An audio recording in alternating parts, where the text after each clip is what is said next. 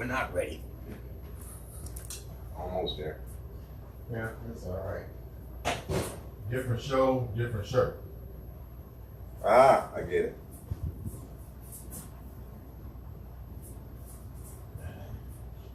So you got kids? Yep. We got two, boy and a girl. They want to be rappers? No, man, they far from the music. My son's trying to be in computers and stuff, so that's his thing. And my daughter, she's more into art. She loves painting and stuff like that. So Oh, there's nothing wrong with that. drawing and painting, yeah. Okay, now we're ready. Yes. 1, 2, 1, 2, 3. Welcome to another exciting episode of the Andre the Beast Crayton Show. Man, they're still knocking at the door and I'm letting them in. We have in-house today the one, the only, not one, not two, not three. I'm not even done yet. Not 4, 5, 6, 7, 8, 9, 10, not even 11, but we got 12 in the house. Welcome to the show, big dog. Hey, what's happening with you, man? Good to be here. So, 12, tell me how we got to number 12. Man, okay, so it's kind of a long story. A while back, We got time. I'm with that. A while back, man, there was a record label here in the city called Keeping It Real Records, ran by a guy by the name of Crayton. Okay. And I was signed to this record label. I was actually one of the first artists signed to that record label. Okay. But at that time, they kept calling me B12. My name is Brian. Okay. So my first name is Brian. So they kept calling me B12 because I always looked young. So they was like, man, you about 12 years old and you always rapping. So it was B12 and all of this. And so we was, making noise in the city, I was building up my little fan base or whatever. Right. And then Eminem came out with a group called D12. And then I was like, oh man. So I didn't want, that was too close, B12, Right. D12. And then they already was out. I didn't want to come out and make it seem like I was biting off their name or whatever. So Right. since I already had built up a small fan base, I was like, you know what? I'm just going to cut the B off and just keep the 12. You know what I mean? Mm-hmm. And we rolled like that. And then who would have known that years later, now everybody called the police 12. It was like, oh man, what luck is that, man? I should have played the lottery. But it's a good name because even when I heard it, I was like, 12? That's unique. And I know it had to be a story behind 12. So tell the viewers a little bit more about your journey. And you're in the music, you're an artist. Yes, sir. Been an artist. Yes, sir. Tell me how we got there. All right, man. Well, my music career started a long time ago. I'm about to tell my age, really. But a long time ago, man, when I seen a video come on MTV called I'm Bad by a man named LL Cool J.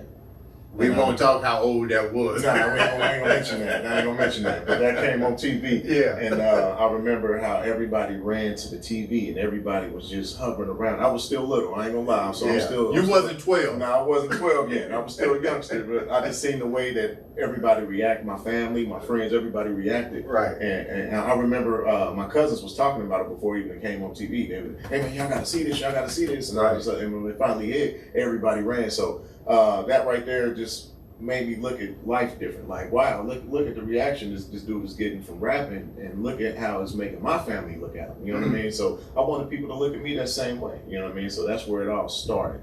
And then from there, man, it just kept going, man. From talent shows to, I want to give a shout out to DJ God Black, the God Black talent shows. I used to be Guy Black's trainer. Oh yeah? I'm going to tell her the age. We're going to keep that back in the vault. Yeah, we're going to keep that back in the vault. But yeah, man, there's talent shows. And we went from there to, I ended up getting signed to Keeping It Real Records. Let's go back for a minute. When did you start? How old were you when you was doing a talent show? Because you wasn't 12 when that song came out. Nah, I was, when I started doing talent shows, man, I was in, it was probably around the age of 12, maybe 11, 12. Who noticed the talent in your family? Who noticed that you got that It was gift? first, my brother first. But it wasn't because he was looking for it. What it was my brother. It was in the neighborhood, and he was like the the beat maker, the little Dr. Dre in the neighborhood. He had the keyboard and the computer. He had the whole little setup, but he wouldn't let me in. He never knew I could rap, and he would never let me in the room. So all his friends and everybody being there, they'd be in there rapping and all loud all night, and I knock on the door and they'd be like, "Man, get on out of here, little dude," you know what I mean? And so I was rapping around the neighborhood, and everybody, you know, kept hearing it, you know what I mean? Hey, man, your little brother tight. Just going back and telling him, your little brother tight, your little brother tight. And he was like, man, yeah, right. And then one day he called me in the room, hey, man, come here. Everybody said you tight, rap. And I rap. And all his friends was around there. I seen the expression on Do you remember what the rap was that you broke down? Nah, man, that was them years ago, man. Yeah, but it was some good times back then, though. How was it when you did your first show? You know, because you were still young, taking the viewers down the path of an artist. Man, I was scared. I didn't know what to do. You get stage fright? Yes, I was, shaking. I didn't know. But after I grabbed the microphone and I started doing my thing and I started getting the reaction from that feedback from the crowd is what kept me going. You know what I mean? That was motivation for me. But yeah, I won't lie, man. It was definitely stage fright. Getting up here and all eyes on you. You know what I mean? Did you rock it? Oh yeah. Did you win? Yeah. No, I didn't win the talent show. I want to do another shout out to God Black. Nah, I never won any of those talent shows, but we got real close. I think we came in second place like 2 times. But really, yeah. So what was the struggle for you? You know, because definitely the music industry has changed from our generation. We've seen the musical industry evolve to. Especially with the social media. God, you could become an overnight celebrity. Yes, you can. Like crazy. But that's like getting struck by lightning as well. Yeah, that's true. What were the struggles that you encountered? Was the family supportive of this new journey? Because you're still in school. You're still going to elementary school. You haven't got to junior high yet, the high school. Take me down that part of your life. Man, my family always been supportive. They always have my backs. Yeah, I remember when I got... Actually, I'm going to rewind this back a little bit because there was a local group here in the city called NAP. And I remember... What does that stand for?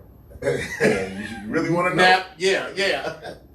N-words ain't playing. Okay. That's what I'm going to put it PG. I like that. Okay. It was N-words ain't playing.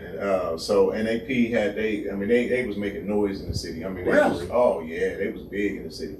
And I remember I did a talent show and one of their managers, his name was Scrap. And I remember he had met me backstage and gave me his card and was like, man, I like the way you sound, blah, blah, blah, give me a call. And I ended up giving him a call. And I remember my mother let me leave school early to go have a meeting with them. So trying to set up something. You was in junior high or high school This was junior high. Okay.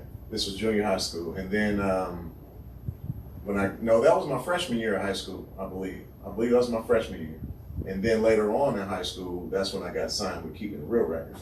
So your mom let you leave, right, to go and negotiate. Yes. Did you? What happened? Did you know how to negotiate? No, what did you do? I was just actually there just trying to see what they contracted and whatever they was talking about because he said give me a call and know what you're talking about. So I wasn't there on nothing serious. I was just really just. Well, just the thought that they saw enough in you to say that was amazing. That right there is motivational. That kept me going. It kept me pushing. Were there haters? Now you're starting to get some exposures. You're in high school. There's peer pressure. It's got to be some peer pressure now. It's always peer pressure. It's always peer pressure. And as far as haters, I'm gonna say yes, but the haters that I experienced, believe it or not, came from my neighborhood. More or less came from outside. Really? Yeah. That it kind of hurt at the time, but. What were they hating about? Because you clearly hadn't reached the pinnacle yet. No, so what? Still haven't. Juvenile hating, I guess. Yeah, I guess you can call it that. But at the time, I remember I had just got signed with Keeping It Real Records, and we were all walking around with the big gold chains and you know what I mean, all of it. You know what I mean? Because as soon as you signed the dotted line, you received your necklace. You know what I mean? Like No Limit and Death Row. Everybody had their own charm. So yeah, I remember I had got that, and I remember when I went to the basketball court, and everybody was just like, "Oh man, get that out of here, man! That's fake, man! All of that other little stuff." Right. So I started receiving some of the hate right there, but I didn't worry about it. What was the songs that you produced at that time or that you wrote that got you to that first contract? The first contract. I mean, we always got to remember that first song, because that was the elevator. It actually wasn't even a song. It wasn't? No. It was my reputation, because they gambled on the yeah, rap. they really did. But what it was I used to, when I was in high school, one thing that I prided myself in was battle rapping. Okay. And I used to love it. You know what I mean? Anybody, anywhere, any place, let's go. You know what I mean? I would cut class and meet you somewhere. I would bring my own beat maker dude that would sit there and beat on the table. Hey, I had it all lined up. Right. And I remember a couple of me and my friends, we used to skip school, like, and go to a different school just because we heard some dudes over here at Broad Ripple wanted to battle rap me. Who had the best rappers to battle rap when you was in school? What schools did you go, I don't really want to go on that turf? At that time, I would say it was more or less Arlington. Because you went to what school? Tech. So Tech in Arlington. So yeah. So they had They was the rival. Really? They was the rival. They was the one that if I felt any threat, it was coming from there. Either there or LC, but more or less I would say Arlington. Okay. I knew a lot of the cats that went to Arlington because Okay. I'm from an Arlington neighborhood. But Okay. yeah, so yeah, I mean that happened, and I mean we just I mean we just kept rolling, kept pushing. So moving forward to today, when did you realize that, okay, you got a record deal? Did the record deal and the contracts evolve to anything, or was there any setbacks? What happened with that first deal? Yeah. The good, the bad, and the ugly. Oh man, you really want it all? Yeah. This is Andre the Beast Crayton Show. We're live. Subscribe, like. We're with number 12, the 12. He's gonna give us all the good, the bad, and the ugly. All right, here go the juice, man. All right, so it's kind of a long story, but We got time. I knew you was gonna say that. All right, so this is a 2-part episode. all right, so it all started off. Everything was good, man. I signed with keeping it real. When I say spoiled, I've never been spoiled as an artist until I signed that record label. I mean, we had our own outfits, tailor-made. We had studio access anytime, all day. I mean, I'm meeting stars. I mean, people are coming in the studio, in and out in the city. Like what kind of stars? E40, Rock Digger, yeah, Twister, SIBO. I mean, you just name a lot of artists that came. Be Legit from Cash Money. Can't remember his name right now. Believe it or not, he locked up. Were these guys sharing information with you about the game? And a little bit. Too Short did. Too Short Okay. was real big on that. He definitely was trying to teach us about how the game work, contracts. Look out for this. I mean, he was teaching us a lot. But I mean, yeah, a lot of artists would come through and it'd be unspoken. You wouldn't hear about it on the radio or nothing. Right. And I loved it. And I mean, I just loved it. The whole atmosphere. And we were set up to do a show. We were supposed to get a distribution deal through Universal. It was supposed to be $1 million distribution deal through Universal. Everything. We had a hot song out on the radio. It was called "Who the Best Riders." For y'all that live in Indianapolis, I know y'all know who the best rider, crooked eye rider. But yeah, we had it on lock, man. My homeboy Prophet and SIBO and Prenty Mo, all of them had hands on it. I helped write a little bit of it, but we all had hands in on it. And I remember everything was popping real good with the song, and we was on our way to Kentucky for the Kentucky Derby. We had 2 shows lined up, and we had a show on Saturday and a big show on Sunday, and that's where Universal was supposed to see our stage performance. And we got there, and we all got locked up. this might be explicit. Yeah, this is now here go the juice. It gets dirty. So I'll tell you what I remember. All right, now this is just from my perspective. So everybody who was there, who was a part of the story, y'all know I'm just telling my perspective of it. Yeah. But from what I remember we got there, we got all to the hotel. I remember Prenty Mo telling everybody, hey, go check in your room, put your bags up in your room. We got to go to the mall. I said, okay. So everybody put their bags up. Came back downstairs. We all went to the mall. When I say again spoiled, I mean he had 15 passenger vans laid out for us. I mean, how old were you around this time, so the viewers will know? I was probably about 17, 18. Wow. Yeah, somewhere around up in there. Okay. So I mean, everything was lined up. I mean, we got there. We was there with Rap-A-Lot Records. So Do or Die. Yeah. Do or Die was there. A couple other guys. Devin the Dude was there. I remember.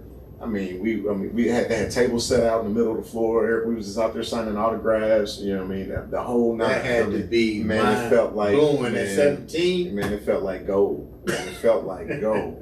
And I remember we all went back. We went shopping. He gave us all money. I mean, Pretty Mo had distributed like $300 per person. There was 14 artists on the label. So yeah, everybody got some money, go shopping. We all went shopping for our outfits for that night. And we went back to the hotel. He said, go ahead and take your showers, change your clothes, get ready for tonight. We got a performance. We're like, okay, let's go. We all do that. I remember when I came back downstairs from the hotel, I walked outside and one of the bands was running with the keys in it, with the doors locked. And Pretty Mo and a couple other guys was trying to pry the window open to, try to unlock the door, but in the process, they busted out the whole window.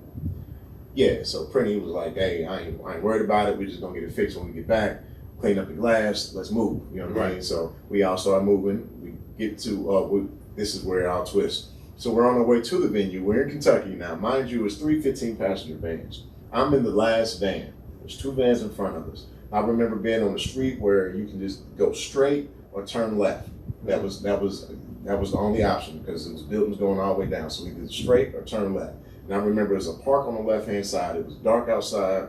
The traffic was thick. I mean, it's, if you know, like Circuit City Classic, Expo, you know what I mean? In Derby? Yeah, Derby. Yeah. It's every 5 minutes you move 10 feet, you know what I mean? So it was like that. And I remember the 2 vans did some manipulation through traffic or whatever, and they started leaving us, and we didn't know where the venue was. And so the driver in the van started panicking, like, well, I don't know what to do. So he ended up jumping the curb and driving through the park to catch up with the other vans. And in the process, we heard sirens behind us. And we was just like, hey, just keep going, hurry up and get to the venue. So we ended up parking in the venue, running in VIP, doing the show, forgetting all about that episode that just had happened.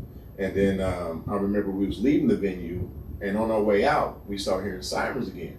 And we was all looking around. And I remember seeing, I thought it was an ambulance. And I was like, man, it's an ambulance with blue lights. I ain't never seen that before. Right. And everybody's laughing. It was like, man, there ain't no ambulance. That's the paddy wagon. But lo and behold, we ended up getting on a high-speed chase a little bit. So, yeah, I told you to get a little juicy. So we got on a little high-speed chase from the police a little bit. We pulled to some alley. The driver, not saying no names, threw it in park, jumped all the way in the back. Police surrounded us, guns drawn, snatching everybody out. We all on the ground, twisty ties, the whole 9. We all go to jail. Since it's the weekend, you gotta stay.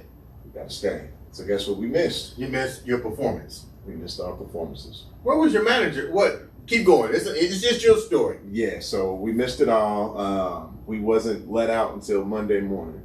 And we all got back to Indianapolis. We lost the deal. The $1 million distribution deal with Universal, that fell through. Everything just. My question is, what was the charge? It was disorderly conduct. Really? Yep. They had us for disorderly conduct.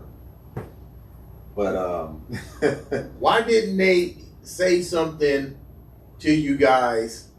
Well, you wouldn't have known because you was young, but it's like they would have said something right then when he did what he did to go to the vineyard. The thing was, when he jumped in the back, when the police got us all out and lined us all up, they said, we just want to drive.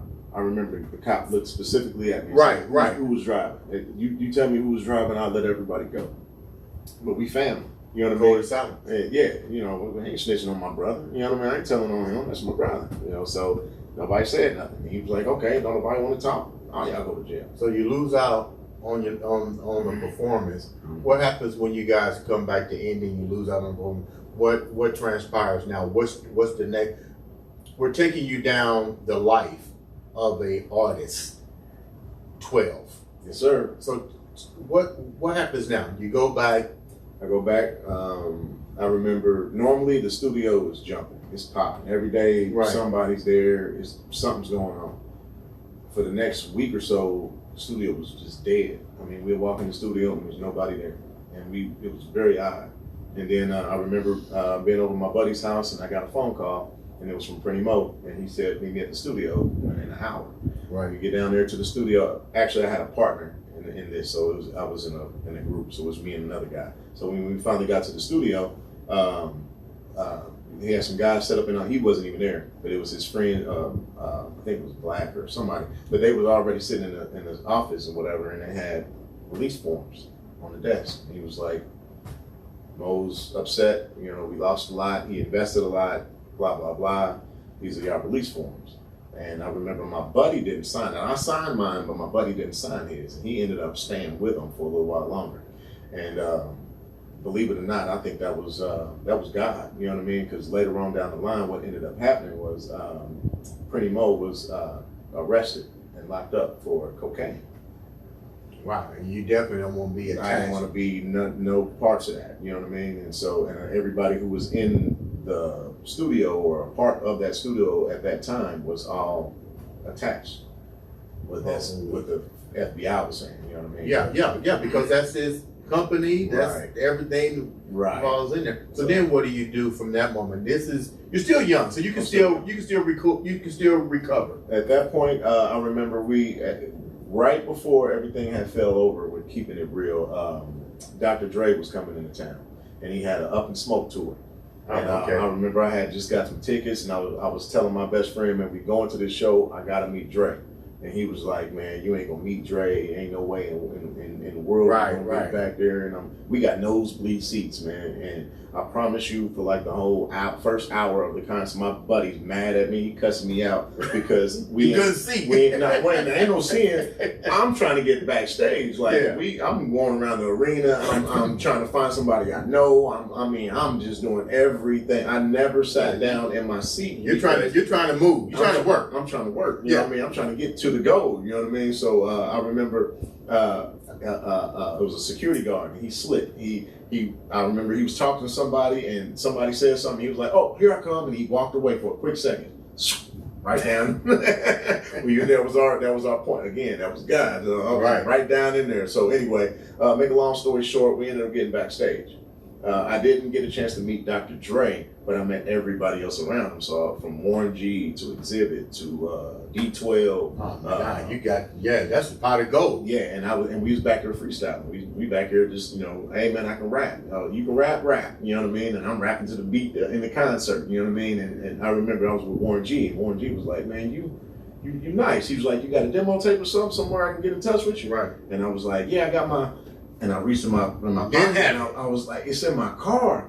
And he was like, oh, don't worry about it, don't trip. He was like, after the show, we're gonna be at the Omni Hotel downtown. Meet me at the hotel. Give it to me there. And I was like, bet. Right then and there, we left the concert. I don't care about this Warren concert. G already gave you I got the green light. Right. So I go back to the car. Me and my buddy, he mad. I done paid this money for my ticket. Hey man, we got a ticket. You worried about a ticket when you don't live backstage with Exactly. the leprechaun in the gold box. Exactly. Yeah. So I went. I remember we got to the Omni Hotel. I waited in the lobby until the rest of the concert was over. I watched the buses pull into the parking lot. I watched the crowds come. Everything. The lobby got packed. I remember looking for Warren. I was like, I got to get Warren my demo. I walked outside. I seen Warren getting off the bus, and he was going towards the bottom of the bus getting his luggage off. And I didn't want to, seem like a crazy fan or nothing like that. I was like, I'm just going let him do his thing. Yeah, I don't want to seem too hungry, you know what I mean, too thirsty or nothing. So I'm just gonna let him do his thing. When he walked through the lobby, I'm gonna catch him in there and I'm gonna give him my demo. That's the plan in my head. Well, I'm sitting in the lobby and I don't see no Warren. The crowd just keeps getting thinner. I see Snoop. I walk over to Snoop Dogg. I was like, hey Snoop, man, I heard you starting at the time you were starting a label called Doggy Style Records or something. Excuse me, or something. And so I'm like, hey Snoop, man, I heard you starting a label, whatever. Hey, you might be looking for artists. I'm an artist. Hey, here's my demo tape, blah, blah, blah. I remember he was high and he kind of like leaned back and looked at me and he just like laughed. You know what I mean? He laughed at me, right? In my face, just like, like, who are you, little dude? You know what I mean? And right when he did that, security guard was looking at his reaction. And right when he did that, the security guard moved, you know what I mean? It just pushed me like, get out the way. And I'm just like, damn, Snoop. I mean, for real, like, I'm still a kid, basically. You know what I mean? But I understand now, you know what I mean? At the time, I didn't. I was kind of upset, but I'm like, Snoop is a household name. You know what I mean? He gets approached constantly. So I get it. You know what I mean? So yeah, I just shrugged that off, whatever. But then I ended up, as the crowd was getting thinner, I ran into Proof from D12, and then I'm happy again. I changed my name from B12 to 12. Yeah, just to 12. And so when I met Proof, Proof remembered me from backstage. He was like, "Hey man, you was the one backstage freestyling stuff with Exhibit," and I was like, "Yeah." And he was like, "Yeah, man, you cold." And I was like, "Man, I'm trying to get on." And he was like, "Oh well," because I was like, "I'm looking for Warren. I don't know where he at." And he was like, "Don't trip. I got somebody." And he called over a dude named Pablo. "Hey Pablo, come here." So Pablo comes over here, and he was an A&R for Shady Aftermath Records. And he was like, "Hey Pablo, I want you to meet this dude, man. Blah blah blah. Give me your information." He was like, "Pablo, this dude, man, put him on." You know what I mean? I remember I'm like, "Oh, this is it. This is my moment." You know what I mean? Right. And where was your boy at? He was behind me. He was behind me. Though. He smiling. Did the salt go down? Yeah. He watched the whole play. Okay. But now he's excited because you know what I mean. We actually meeting him and talking to everybody again. So So that had happened. A week. He told me he was gonna get in touch with me after the tour was over. He was like, "We're on tour. It's busy right now. Whatever. After the tour was over with, I'll give you a call." And he did. Wow. Yeah, he gave me a call, and so he was like, "Hey man, we got your demo tape. We only had like 2 songs or something on it." He was like, I let my higher ups hear it. They like it. They want to hear more from you. You know what I mean? He was like, "Can you send me some more?" Well, at this time, I was still under contract with Keeping It Real, and I wasn't supposed to. And people don't know that's a conflict of interest. Yeah, exactly. Okay. But this was right before Keeping It Real had fell through, though.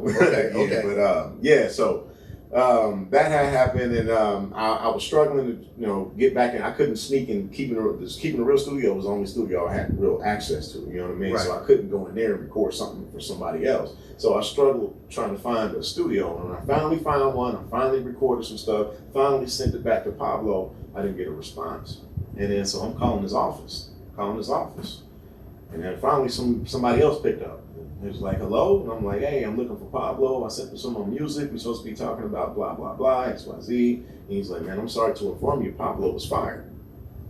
I was like, "Are you serious?" He was like, "Yeah." He was like, "What's your name?" And I told him, "Hey, my name is 12. Maybe he had let you hear some of my stuff or talked about me or whatever." And he was like, "No, I haven't heard anything." He said he took everything in his office. He cleaned his whole office out. He's gone. He was like, "But my name's Mike. If you want to send me something, I'll." Right. You know what I mean? Now you got to do the process all over again. Man. So yeah, I was stuck in a rut for a while. You know what I mean? So that had happened. That all kind of like fell through, blew over. As things kept going, I mean, I signed to other almost signed. I'm not gonna say really signed, but I almost signed to other little labels like Knock 'Em Out Records. Shout out to Knock 'Em Out. Shout out to Gold Rush Records. Big D. There's a lot of record deals. Man, I've been in the game for a while, man. That's a lot of record deals. Yeah. So you learned something from that. I mean, so how did you? I guess because you're young. When you're young, you fall down, you get back up. That's it. So your knee. let's move a little bit forward. Now you signing with. Tell me your connection to the legend. To Uncle Jam. Uncle Jam. The legend. All right. Everybody seems to walk in my studio lately is affiliated with Uncle Jam. That man got his hands in everything. I'm telling you. He's the real black godfather of music. He's the dude. That's Okay. the reason why they call him Uncle. Okay. For real, straight up. But how I met Uncle Jam is okay. So I'm working a job, and I meet this guy. His name's Lamont. He's real cool. I mean, we hit it off. We kicking it every day, and he keeps telling me about his cousin. Man, I got a cousin. He used to work with Babyface. He knows everybody. He's in the game. You got to meet him. And I'm like, yeah, whatever. I done heard this thousands of times from thousands of people. All right, whatever. Yeah. Now, how old are you now before you even meet Uncle Jams? Okay, before I met Uncle Jams, how old was I? About 24.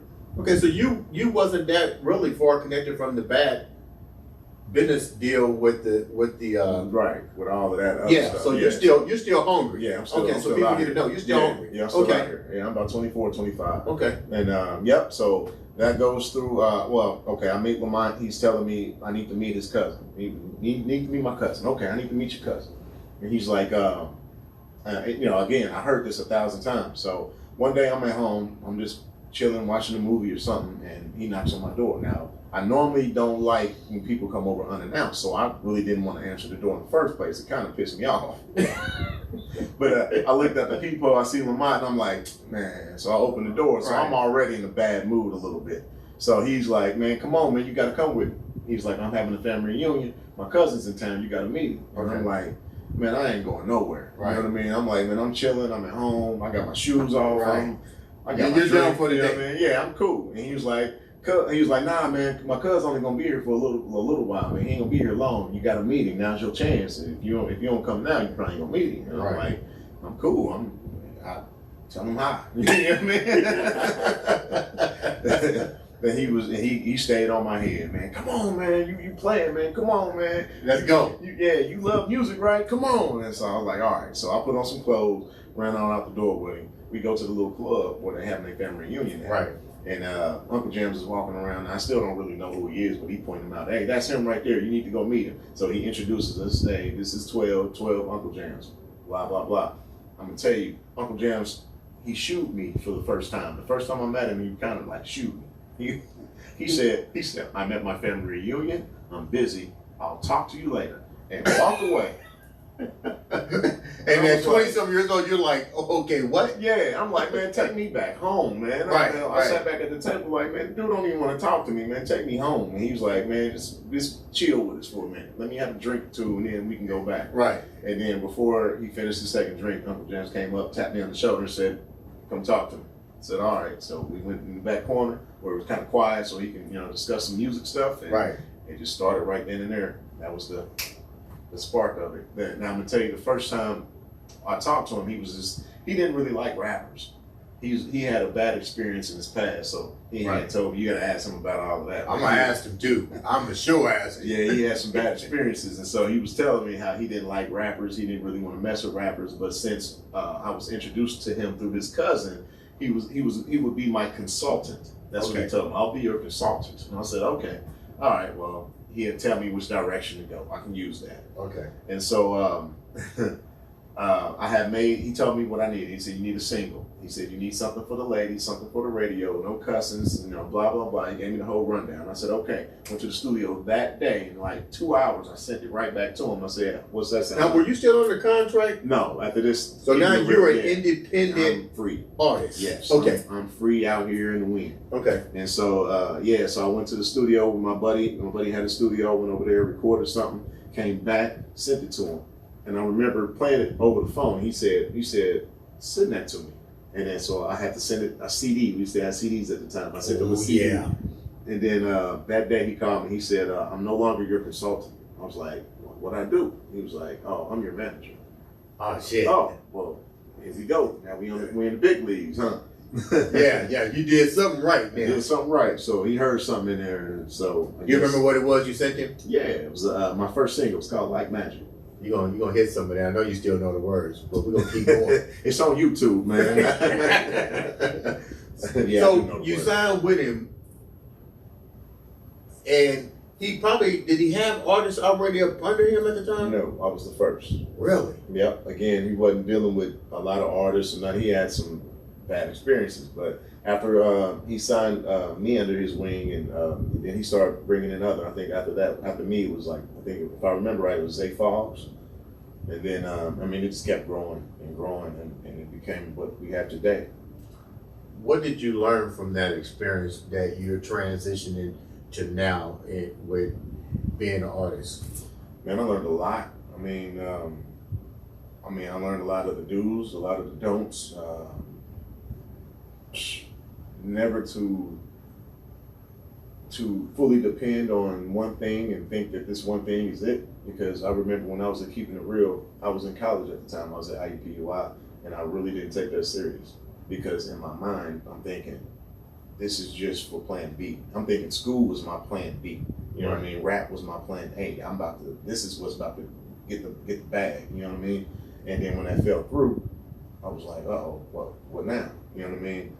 I played around with school when I shouldn't have been. You know what I mean? I should have took that way more serious. So, what's it like for you now?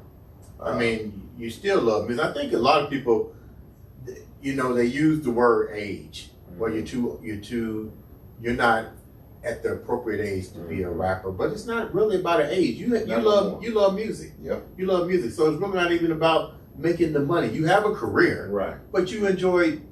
the art. Tell your story. What do you like about it? It's That the art, that you're man. still going. It's the art form. I mean, I'm in love with the art. It's therapeutic. You know what I mean? To be able to. Boom. A lot of people don't realize. Yeah, It's yeah. not always about money. No, it's not. I mean, a lot of people out here in the game. That's what messed the game up, if you ask me. Everybody that? out here chasing a check Right. instead of putting in art. You know what I mean? And just be. I was always told, you put in the art first, and then the check will chase you. Right. You know what I mean? Where you learn chasing- that from? Jams. Nah. I learned that from somebody in my journey. but- Trial and error. yeah. But yeah, man, put your art first, and the check will chase you.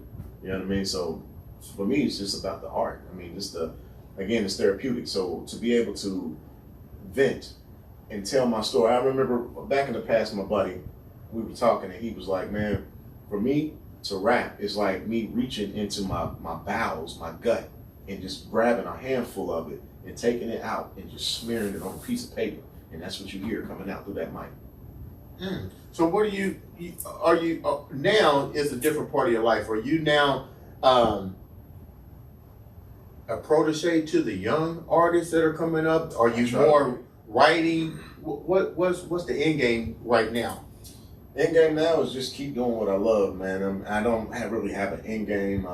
If Retirement is just a bullshit word. You like what I you like, do. man, I hate to say it, man. I'm probably gonna be 80 years old still trying to grab a Ain't microphone. nothing wrong with that. Shit, ain't nothing wrong with As that. long as I got somebody that'll listen, man, I'm gonna keep spitting. You know what I mean? So do you have any tracks out now? Oh Are yeah, you, I got a lot. Oh yeah, I got a lot. I'm have you blow something in a minute. All right, man. I'm having you blow something. So I'm gonna go back a little bit more before we run out of time. What are some of the things that you remember the most in your journey that you're sharing with up and coming artists? Some of the things I remember the most is mainly just the business side of music. You know what I mean? I learned a lot about contracts, management, per diems. You know what I mean? Mm-hmm. I mean a lot. I mean even publishing. I mean mastering. I mean just writers credits, like points. I remember. I mean just the whole business side. Because I remember when I came in the game, I wasn't thinking nothing about business. I was just I want to rap. You know what I mean? That's how I want people to look at me the same way they looked at LL Cool J that day on that TV. That's all I wanted. You know what I mean? What makes those guys different from what makes the rap industry? I said I want to use the word rap industry. We use it in our. What made the music industry, the artist industry, different from that era to the era that we're in now? Do you find that because I met you guys at the Uncle Jam's thing that they had last week. Mm-hmm. What did you see? Because you've been in the industry long enough. What do you see transition between now and to then? Oh man, rap has truly evolved. I mean, evolved. From in the past to now, I mean, we was talking about it a little bit previously, but social media. I mean, you got instant notoriety, instant acknowledgments. You know what I mean? You can grab your phone and record something in it right now. Man, if I would have had social media when I was in high school, oh my God, I wouldn't have stayed off of it. I would have been on there every day. Yeah, I mean, the power that it has. the access to people. I mean, because back in the day, we used to go hand to hand with CDs. We stand outside. CDs, stand outside in your trunk. Yeah, all day. We walking around with CDs in our pocket because we never know who we might run across that day. You know what I mean? Knocking on back of radio station doors, trying to hand them a CD, and I mean the whole nine. I mean, I remember even traveling. I mean, we hopping in cars with duffel bags full of our CDs, and we gonna go to Fort Wayne, and we gonna go to all over the place. Yeah, just hand them out and try to sell them $10 a piece. So how can the viewers? Naturally, you got a lot of information. You're still performing. How can the viewers reach out to you? They can find me on social media.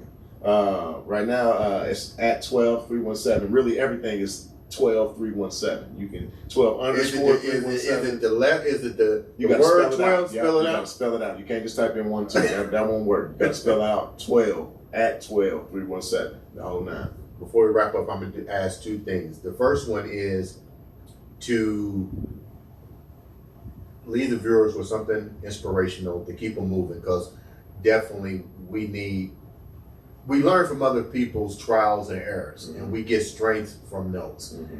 We should never condemn somebody until we know their story, and nobody can tell the story better than you. We're definitely going to have you back because you got a lot more to share. So leave the viewers with something very impactful, and then close out the show with, I'm not even going to pick out a song. I'm going to let you pick out a song. Wow. I got you on spot now. Wow, yes you do. All right, well, for the inspiration, I'm going to tell everybody, man, in your life, before you do anything, put God first. That's my inspiration. Always put God first. You do that, you're going to be all right, and no matter what you do. All right, now, you want me to spit something. I want something put that's me on the good. spot. I'm gonna put you on the spot. You can't be an artist if you can't perform at the drop of a hat. All right, now. You're right. All right, so if y'all look for me, y'all can find me on YouTube under 12 and Dave Deft. I used to have a partner. He had to back out for some family issues. I hope that he can join me again later on in future endeavors. But as far as right now, I had to go back to being a solo artist. So y'all can still find some of our songs, 12 and Dave Deft. And we have a song that our biggest song together was a song called Sorry Not Sorry. Please look for that. So it's really I'm Sorry Not Sorry. Okay. But yes, please look for that. And my verse on there, just for you. Okay. Finna leave them all appalled. Those close don't like to be involved. I'm the most underdog. Woo! All the way, I messed it up because I ain't got the beat. We're live. Do it again. Yeah, We right, got time. do it again. Oh, I'm trying to get all the words together because I'm used to hearing the beat go with it. So let me see. You know what? I'm gonna reverse that. Let me do Timeless. Okay. I like that name.